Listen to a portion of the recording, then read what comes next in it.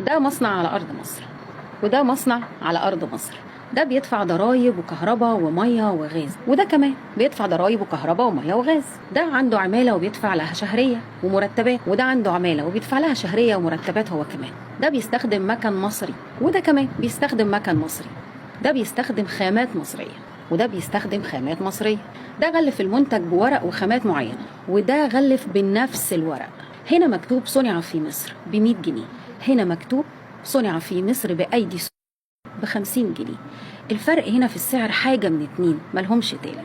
يا إما مصر ادت امتيازات وخصمت 50% من المصاريف اللي قلناها دي كلها لهنا، فبالتالي هو اللي هيبيع أكتر، فبالتالي هو اللي هينجح، وده مش هيشتغل فهيقفل، وهيتقال لنا في الآخر نجحنا في بلدكم بشطارتنا وبذكائنا، مش لأن أنت المستهلك اللي اشتريت مني ولا لأن حكومتك ادتني امتيازات. الكلام ده ما بيتقالش.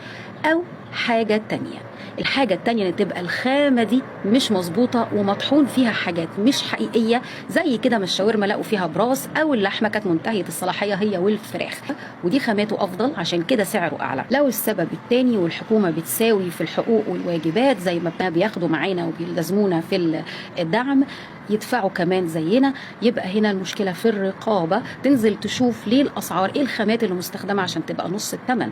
أما لو كان الحل الأولاني فما تنططهمش على دماغنا وتخليهم يقولوا لنا ناجحين بفلوسنا وقاعدين بقروشنا في بلدكم، اللي انت كمستهلك انت لو ما اشتريتش منهم محلاتهم هتقف خالص، ولا هيبقى شطارة ولا هيبقى استثمار. خلي بالك يا حكومة وعرفينا ايه سبب فرق السعر